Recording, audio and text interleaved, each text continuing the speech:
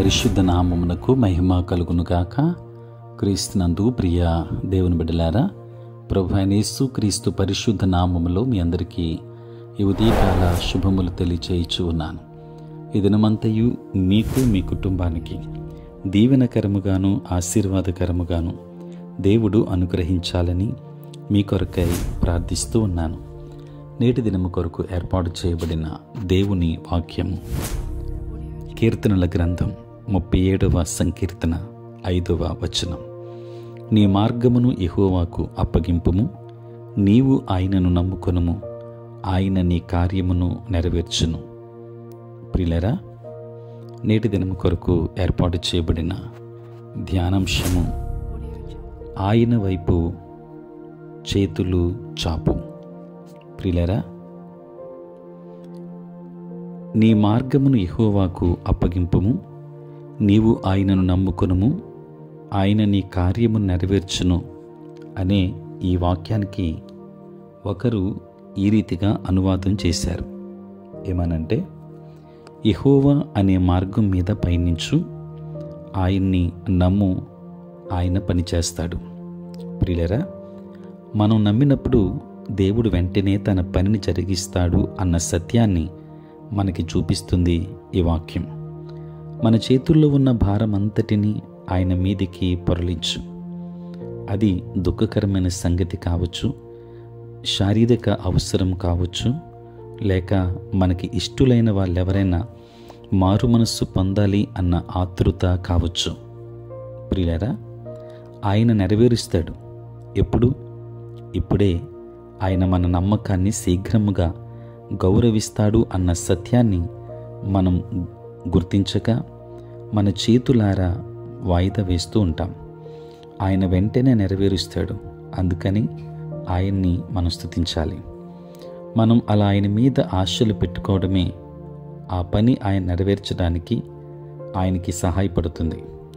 మనకైతే ఆ పని అసాధ్యం. దాని విషయం మనం ఇక ఏమీ కల్పించుకోము, ఆయనే నెరవేరుస్తాడు. దేవుని బిడ్డలారా, ఇక ఆ పని విషయంలో నిశ్చింతంగా ఉండు. మరిక దేని దాంట్లోనూ వేలు పెట్టొద్దు. ఎంత హాయిగా ఉంటుంది. ఆ కష్టం గురించి దేవుడే పాటుపడతాడు. ఇలా చేయడం వల్ల నాకేం ఫలితం కనిపించడం లేదు అని కొందరు అనుకోవచ్చు. పర్వాలేదు, ఆయన పని చేస్తున్నాడు. నీ పని అంతా ఆయన మీదకి నీవు నెట్టావు, ఆయన మీద వేశావు. నీ విశ్వాసానికి పరీక్ష జరుగుతుందేమో. మొత్తానికి ఆయన మాత్రం నీ పని మీదే ఉన్నాడు, ఏ సందేహము లేదు. దేవుని బిడ్డలారా, 57వ సంకీర్తన 2వ వచనంలో, మహోన్నతుడైన దేవునికి, నా కార్యము సఫలము చేయు దేవునికి నేను మొర్రపెట్టుచున్నాను అని వ్రాశాడు. దానికి మరొక రీతిగా అనువాదం వ్రాయబడింది, నా చేతిలో ఉన్న పనిని ఆయన చక్కబెడుతున్నాడు అని. ప్రియులారా, ఈ రోజుల్లో ఇది మన స్వానుభవంలోకి రావడం లేదా? మన చేతిలో ప్రస్తుతం ఉన్న పని, లేక ఈరోజు నేను చేయవలసిన పని, నా తలకి మించిన ఈ పని చేయగలనులే అనుకొని నా శక్తి సామర్థ్యాల మీద నమ్మకంతో నా నెత్తిన వేసుకున్న పని, ఈ పనే నేను ఆయనకు అప్పగించి నా కోసం దాన్ని చేసి పెట్టమంటాను.